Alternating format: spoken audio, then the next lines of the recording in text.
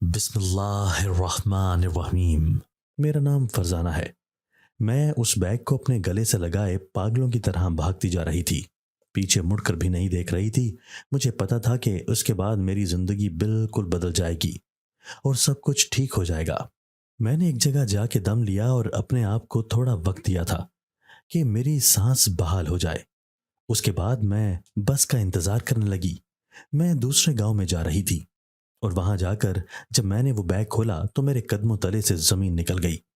मेरी उम्र 16 साल थी जब मेरे वालिद साहब इस दुनिया से चले गए और सिर्फ 2 महीने में ही मुझे ये बात पता चल गई कि जिंदा रहने के लिए सिर्फ और सिर्फ पैसों की जरूरत होती है और अपना कोई भी नहीं होता है।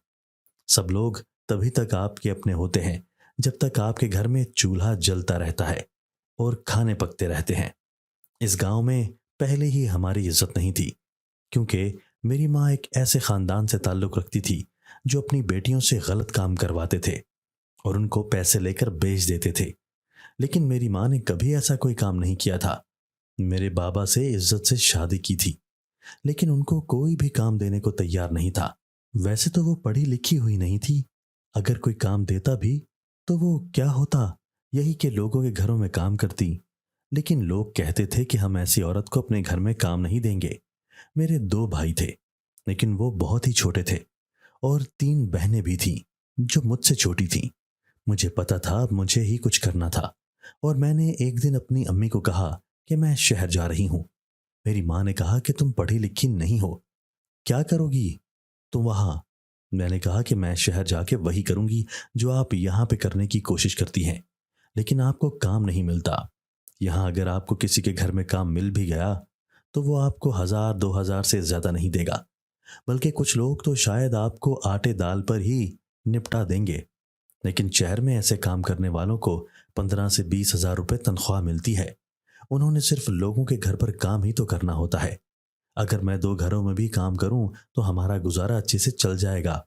मेरी माँ ने कहा कि बात तो ठीक है, लेकिन तू अकेली लड़की। मैंने कहा कि मेरी एक दोस्त है, वहां मैं उसके पास चली जाऊंगी, फिर उसके बाद जिस घर में काम करूंगी वहीं पर रहूंगी। मुझे पता है ये सब कुछ आसान नहीं है, बहुत मुश्किल है, लेकिन यहाँ पर बैठे रहना और किसी के आसरे का इंतजार करना भी तो आसान नहीं है। हमारी मदद कोई नहीं करेगा, अम्मी हमारा कोई भी नहीं। हमारे रिश्तेदारों ने भी हमसे मुंह मोड़ लिया है। मेरी माँ ने अपने दिल पर पत्थर रखकर मुझे शहर भेज दिया। जो थोड़े बहुत पैसे उसके पास थे वो भी मेरे साथ कर दिए ताकि मैं अपना ख्याल रख सकूं, क्योंकि मुझे जाते ही नौकरी नहीं मिलने वाली थी। मेरे ऊपर काफी बोझ था। मैंने अपने दोस्त से बात की। उसने कहा कि काम करने वालों की तो यहाँ बड़ी अहमियत है। बड़े बड़े बंगलों में लोग रहते हैं, उनसे काम नहीं होता। वो कहते हैं कि हमें कोई नौकरानी मिल जाए ताकि हमें काम नहीं करना पड़े और वो बस टाइम पे आए, सारे घर का काम करे और 15 से 20 हजार आराम से दे देते हैं। तेरा काम जल्दी हो जाएगा। मैं 2 दिन से घर में गई और उसके बाद मुझे नौकरी मिल गई। एक बहुत बड़ा बंगला था, वहां काम करने की बात हुई। उन्होंने कहा कि वो मुझे 20 हजार रुपए देंगे, रहने की जगह भी दी गई और कुछ पुराने कपड़े और जूते वगैरह भी दे दिया करेंगे। मैं तो बहुत ज्यादा खुश हो गई। मैं यहाँ पर काम करने लगी। लेकिन जब मैंने उन लोगों की अमीरी देखी और देखा कि एक नवाला खाते हैं तो बाकी का खाना कूड़े में फेंक देते हैं, घर में सिर्फ कोई मेहमान आ जाए तो हजारों रुपए लुटा देते हैं, तो मेरी नीयत भी खराब होने लगी। मैंने कहा कि उनके पास इतने सारे पैसे हैं और हम जैसे लोग 10 15 हजार के लिए उनके घर के बाथरूम साफ करने के लिए मजबूर हैं। यह आखिर किस किस्म की बात है। फिर मैंने कहा कि इंसान अगर चाहे तो क्या नहीं कर सकता, अपनी जिंदगी को बदल भी सकता है। अगर गरीब पैदा हुआ है तो इसका मतलब यह नहीं है कि गरीब ही मर जाए। मैं भी गरीब पैदा हुई थी लेकिन गरीब नहीं मरना चाहती थी। अब मुझे कुछ भी करना था, चाहे तो ऐसे और चाहे तो वैसे। मुझे यहां पर सौदा लेने के लिए भी भेजा जाता था और मुझे पैसे दिए जाते थे। मुझसे उन पैसों का हिसाब नहीं लिया जाता था। एक दिन 5 रुपए बच गए। मालकिन ने मुझसे कहा कि पैसे पूरे हो गए, तो मैंने कहा कि जी पूरे हो गए हैं, सारा सामान आ गया है। ये मेरी पहली गलत बयानी थी। मालकिन ने कोई सवाल ही नहीं किया। उसने कहा कि ठीक है, ना ही मुझसे कोई हिसाब मांगा और मेरी गलत बयानी मेरी चोरी बन गई। वो 500 रुपए का नोट लेकर मैं सारी रात बैठी रही और उसको देखती रही, सोचती रही कि क्या मैंने ठीक किया है। फिर मैंने सोचा कि मैंने बिल्कुल ठीक किया है। मेरे दोनों छोटे भाइयों को स्कूल दाखिला करवाना था, उनकी फीस भी देनी थी और यूनिफॉर्म वगैरह भी लेना था। उस 500 रुपए में उनमें से एक का स्कूल बैग ही आ जाता। लेकिन कहते हैं कि इंसान को गलत काम की आदत बहुत जल्द पड़ जाती है। अब मैं रोज इसी तरह खर्चे में से पैसे चुरा लिया करती थी। जब मैं कपड़े धोती तो मुझे कपड़ों में से भी पैसे मिलते, वो भी मैं अपने पास रख लेती और सौदे में से भी मालिकन को टांके लगाने लगी। मैं हैरान थी कि तनख्वाह से ज्यादा पैसे तो मैं इसी तरह बचा लेती हूँ और उन लोगों को कोई परवाह नहीं होती थी। मेरी माँ भी खुश थी और वहां पे सारे खर्चे पूरे हो रहे थे। मेरी माँ ने लोगों को यही कहा था कि मेरी बेटी शहर में नौकरी करती है, ये नहीं कहा था कि लोगों के घर के काम करती है। मुझे पता ही नहीं चला कि कब मैं गलत कामों की इस दलदल में गिरती ही चली गई और मेरे दिमाग में एक आइडिया आ गया। मैं उस घर में काम करती थी तो मुझे पता था कि कौन सी चीज कहाँ पर पड़ी हुई है। बस मेरी नीयत को एक आखिरी धक्का लगना था, वो भी लग गया। मुझे ये भी पता चल गया कि तिजोरी की चाबियां मालिकन कहाँ रखती है और अब मैंने सोच लिया कि मैं यहाँ पर चोरी करूंगी। लेकिन ये चोरी मैंने ऐसे नहीं की, पहले ही मालिकन को कहना शुरू कर दिया कि मुझे गांव जाना है, मेरी माँ बीमार है। उसने कहा कि ठीक है और सुबह सुबह ही अपना सामान उठाकर वहां से चली गई। मालिकन ने मेरा हिसाब बराबर कर दिया और उसने ये सोचा कि मैं गांव जा रही हूँ। मैंने कहा कि मैं 1 महीने के बाद वापस आ जाऊंगी। उसने कहा कि ठीक है, लेकिन रात होते ही मैंने अपना रूप बदला और एक लड़का बनकर उसके घर में चोरी कर ली। मुझे भागते हुए चौकीदार ने देख लिया था, क्योंकि ये मेरी जिंदगी की पहली चोरी थी और मेरे लिए सब कुछ आसान नहीं था। मैं कोई आदी मुजरिम नहीं थी, मुझ में इतनी भी हिम्मत नहीं थी। लेकिन चौकीदार ने तो लड़का देखा था, वो तो सबको यही बता रहा था कि कोई लड़का भाग गया है, इसलिए मुझ पर तो कोई शक आने वाला नहीं था। मैं वो पैसे लेके अपने गांव चली गई और अपनी माँ को भी नहीं बताया कि मेरे पास इतने पैसे हैं। लेकिन घर में जो भी काम होने वाले थे आहिस्ता आहिस्ता वो काम करवाती रही। 1 महीने तक वहीं पर रही। जब पैसे खत्म हो गए तो फिर शहर का रुख कर लिया। अब मेरी यही रूटीन थी कि मैं किसी बड़े से बंगले में नौकरी करती तो 2 से 4 महीने उनका एतबार जीत लेती। हर बात पर नजर रखती थी कि कौन सी चीज कहाँ पड़ी है, चाबियां वगैरह कहाँ पड़ी हैं, कैसे मैंने चोरी करनी है, कहाँ से भागना है। और फिर आहिस्ता आहिस्ता ये कहना शुरू कर देती कि माँ बीमार है, गांव जाना है, छुट्टी चाहिए। वो कहते कि अगले महीने चली जाना और उनसे अपना हिसाब क्लियर करवा कर निकल जाती थी।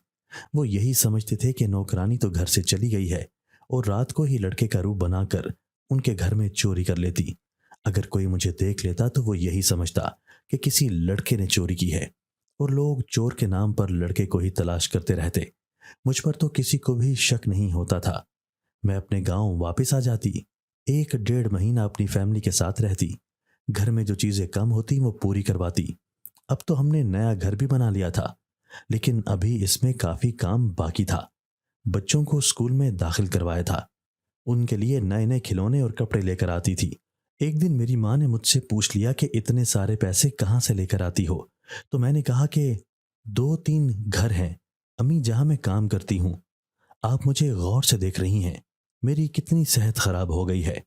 मेरी माँ ने कहा कि नहीं, इतनी भी खराब नहीं लग रही है, लेकिन बेटा मैं ये जरूर जानती हूँ कि पैसे कमाना बहुत ज्यादा मुश्किल है और जब कोई किसी को ज्यादा पैसे देता है तो फिर उससे बहुत ज्यादा काम भी करवाता है। तो ठीक तो है ना, कोई मसला तो नहीं है। मैंने कहा कि नहीं, कोई मसला नहीं है। मेरी अम्मी शायद मुझसे कुछ और पूछना चाह रही थी।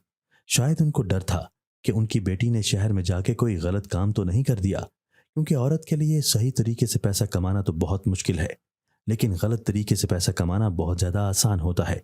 मैंने अपनी अम्मी को यकीन दिलाया कि ऐसा कुछ भी नहीं है। मैंने कसम खाई और मैंने उनको कहा कि आप अपनी तरबियत और अपने शौहर के खून पर भरोसा रखें।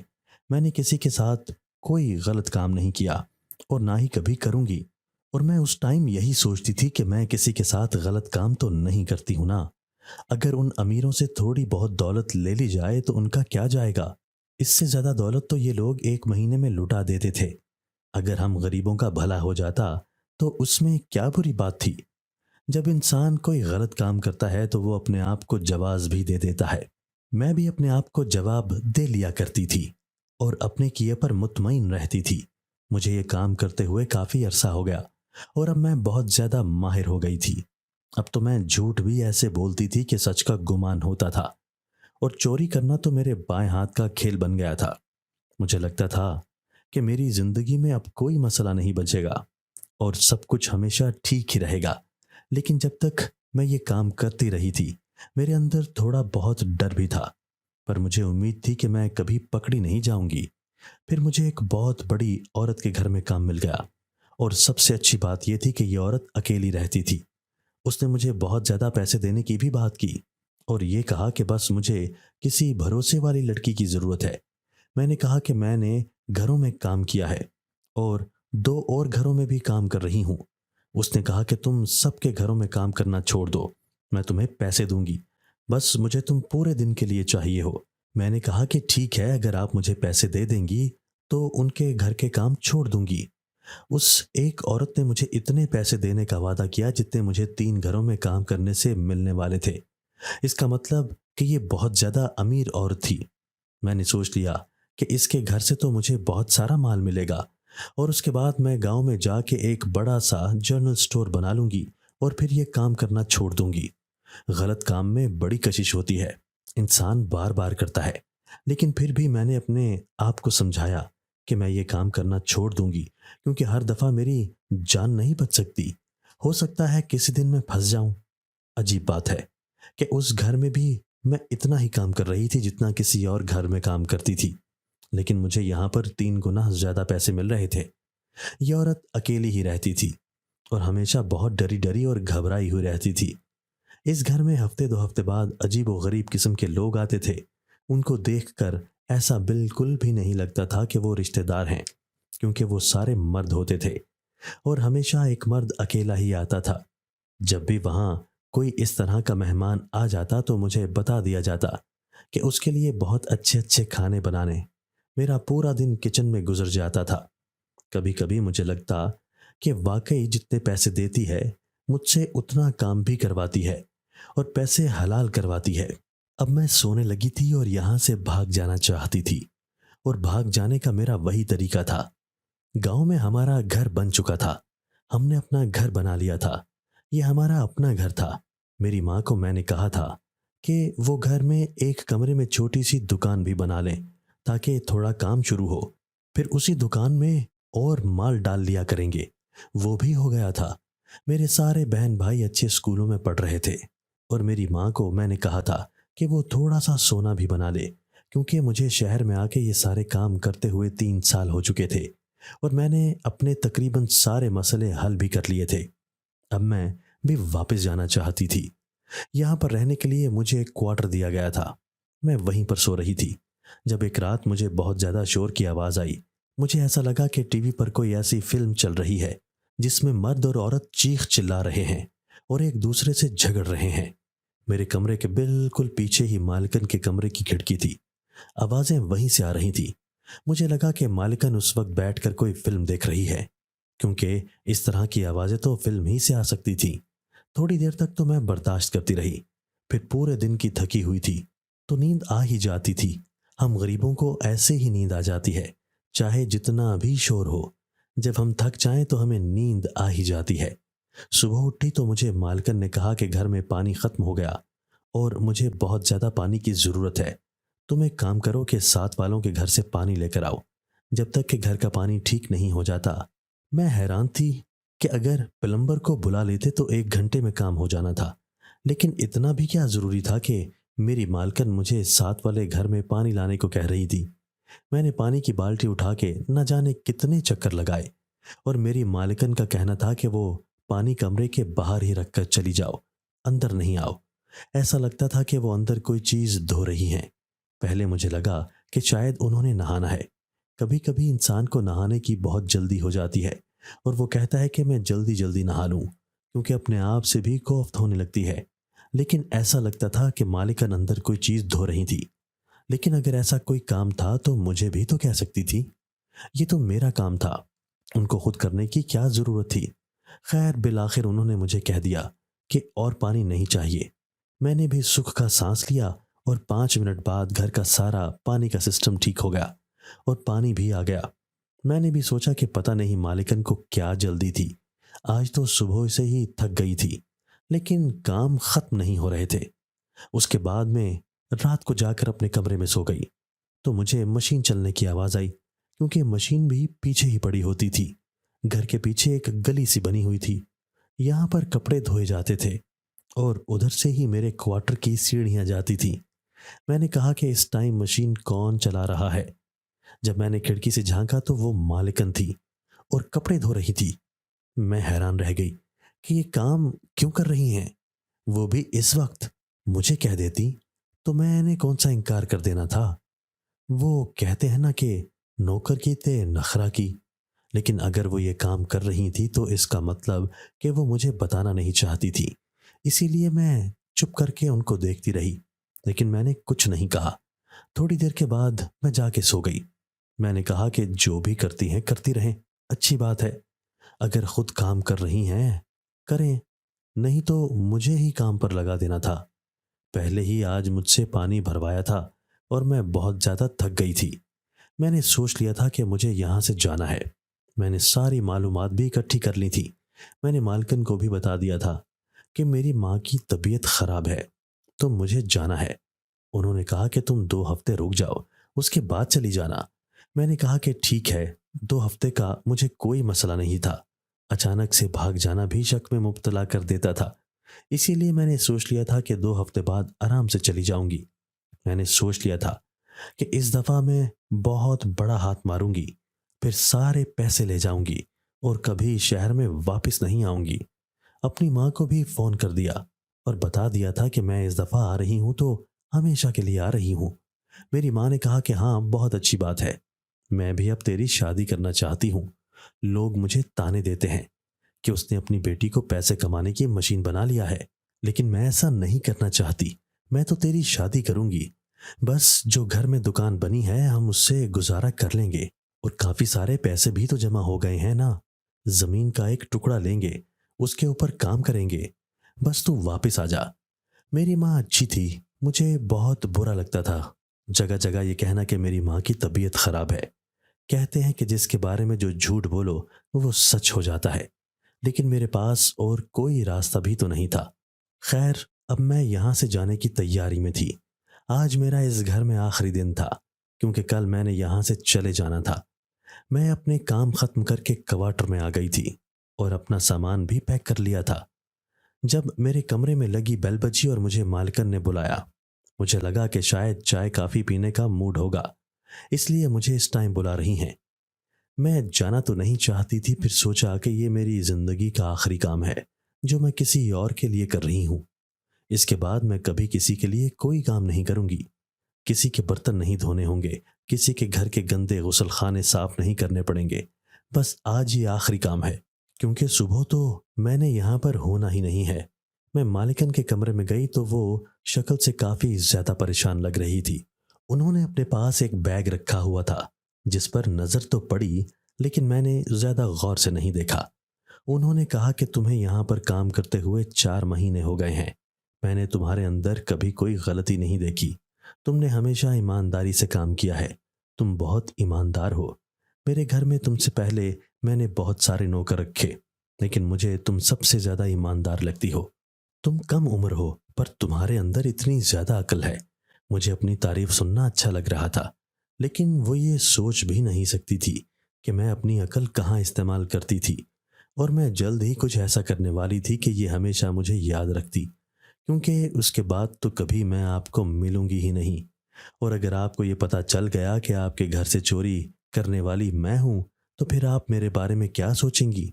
उन्होंने कहा, मैं बहुत ज़्यादा परेशान हूं, मुझे तुम्हारी मदद की ज़रूरत है। मैंने कहा, जी बताएं क्या बात है। मैं यही सोच रही थी कि मैं एक नौकरानी हूं, मैं भला उनकी क्या मदद कर सकती हूँ।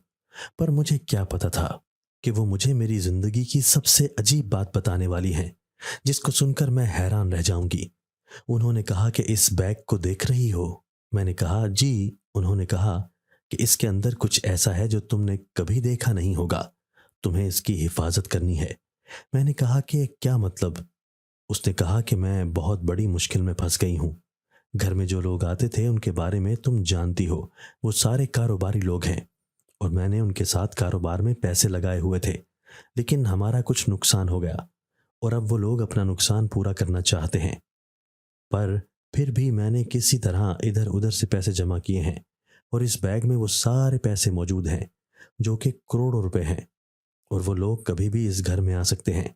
घर की तलाशी ली गई तो पैसे उनको मिल जाएंगे और पैसे लेकर यहां से चले जाएंगे। मैं अकेली औरत कुछ भी नहीं कर पाऊंगी। बाद में केस भी करूंगी तो कोई फायदा नहीं होगा। तुम मेरा एक काम करो कि तुमने ये पैसे लेकर यहां से चली जाओ। मुझे तुम पर पूरा भरोसा है और मुझसे राब्ते में रहना। जैसे यहाँ सब कुछ ठीक हो जाएगा मैं तुम्हें वापस बुला लूंगी और तुम्हें भी बहुत सारे पैसे दूंगी। मैं हैरान रह गई कि मैं पैसे ही तो चुराने वाली थी। मैंने तो रात का प्लान भी बना लिया था, लेकिन मालिकन खुद ही मुझे इतने सारे पैसे दे रही थी। मैंने फौरन कह दिया कि ठीक है, मैं ये सारे पैसे संभाल के रखूंगी, आप परेशान नहीं हो। लेकिन मैं जाऊंगी कहाँ? उसने कहा कि तुमने बताया था ना कि तुम्हारी माँ की तबीयत खराब है, तुम अपने गांव चली जाना और ये पैसे अपने साथ ले जाओ। पर जब मैं तुम्हें कॉल करूं तो तुम वापस आ जाना। मैंने कहा कि ठीक है। मुझे लगा कि अभी ये मुझसे पूछेगी कि तुम्हारा गांव कौन सा है, तुम्हारा घर कहाँ है और पता वगैरह भी, क्योंकि जाहिर है मुझे इतने ज्यादा पैसे दे रही थी तो कुछ ना कुछ पूछेगी। लेकिन शायद वो इतनी ज्यादा परेशान थी कि ये सारी बातें पूछना ही भूल गई और उसने कहा कि बस तुम अभी यहां से निकल जाओ। मैंने कहा ठीक है। मैंने अपना सामान भी वहीं छोड़ दिया। मुझे उस सामान की क्या जरूरत थी? मेरे पास इतने सारे पैसे थे। मैंने उस बैग को गले से लगा लिया और काली चादर ओढ़ ली और वहां से भाग गई। मुझे अपने गांव जाना था और बस रात के टाइम भी चलती थी। मैं भागती जा रही थी और कभी हंसती थी, कभी रोती थी कि दौलत तो आकर मेरे गले लग गई। मुझे तो कुछ करना ही नहीं पड़ा। उस औरत को तो ये भी नहीं पता कि मैं कौन से गांव में जा रही हूं, कहाँ रहती हूं। जो नाम मैंने उसे बताया, क्या मेरा असल नाम है या नहीं, ये तो मुझे कभी भी तलाश नहीं कर पाएगी। मेरी तो सारी जिंदगी सवर गई है। शायद मुझे अपने बहन भाइयों का नसीब मिल गया है। मैं बस अड्डे पर बैठी थी। थोड़ी देर के बाद बस भी आ गई और मैं अपने गांव चली गई। जब मैं घर में दाखिल हुई तो मेरे सारे बहन भाई सो रहे थे। मेरी माँ मुझे देखकर हैरान रह गई क्योंकि सुबह नहीं हुई थी। मैंने अपने प्लान के मुताबिक सुबह पहुंचना था, लेकिन अब मैं जल्दी पहुंच गई थी। मैं अम्मी को वैसे भी पहले कभी भी ये नहीं बताती थी कि मेरे पास क्या है, मैं क्या करके आई हूं। लेकिन इस दफा उनको शक पड़ गया था। मैं अपने कमरे में आ गई और मैंने जब उस बैग को खोला तो मेरे कदमों तले से जमीन निकल गई, क्योंकि उसके अंदर कोई दौलत नहीं थी, बल्कि उसके अंदर तो कुछ सबूत थे। उन सबूतों को देखकर लगता था कि ये किसी बेगुनाह को दुनिया से रवाना करने का सबूत है। शायद मालकन ने किसी को इस दुनिया से रवाना किया था और ये उसी के सबूत थे। मैं परेशान हो गई कि क्या करूं। अभी मैं बैठी हुई थी कि पुलिस ने दरवाजे पर दस्तक दे दी। शायद पुलिस मेरा पीछा कर रही थी और उन्होंने मुझे पकड़ लिया और वहां से ले गए। उन्होंने कहा कि जिस शख्स को इस दुनिया से रवाना किया गया है वो कोई आम आदमी नहीं थे, बल्कि बहुत बड़ा बिजनेसमैन था और हमें उसकी मौत की खबर मिली और सारे सबूत तुम्हारे पास हैं। अब तुम्हें पकड़ा जाएगा। मेरे साथ बहुत बुरा हुआ था। मुझे सफाई देने का मौका ही नहीं मिला। मैं सबूतों के साथ पकड़ी गई थी। दरअसल ये पुलिस भी उस औरत के साथ मिली हुई थी और उसने पुलिस को भी पैसे दिए थे। पुलिस को आगे करने के लिए किसी बकरे की जरूरत थी और मुझे बकरा बना के आगे कर दिया गया था, क्योंकि वो औरत मुझसे जेल में मिलने के लिए आई थी और उसने कहा था कि मैं तुम्हारे लिए कुछ करूंगी, तुम फिक्र मत करो। वो मुझे झूठी तसल्लियां देकर चली गई थी। मैं अभी भी जेल में हूं और अभी जेल से ही अपनी कहानी सुना रही हूं। मुझे नहीं पता मुझे किस बात की सजा मिली है, पर जो मैंने लोगों के घरों में चोरी की है, शायद मुझे किसी की सजा मिली है। मेरा उस आदमी से कोई वास्ता नहीं था, मेरी उससे भी दुश्मनी नहीं थी। केस कमजोर है, लेकिन मेरी तरफ से लड़ने वाला कोई नहीं है। मुझे समझ नहीं आता कि मैं क्या करूं, कहां जाऊं। दोस्तों, अगर आपको आज की हमारी ये वीडियो पसंद आई है तो इसे लाइक कीजिए और इसे अपने प्यारों के साथ शेयर ज़रूर कीजिएगा। और हाँ, अगर आपने अभी तक हमारा चैनल सब्सक्राइब नहीं किया तो हमारा चैनल सब्सक्राइब कर दीजिए और बेल आइकन भी प्रेस कर दीजिए ताकि हमारी हर नई आने वाली वीडियो आपको बर वक्त मिल सके। अल्लाह हाफिज़।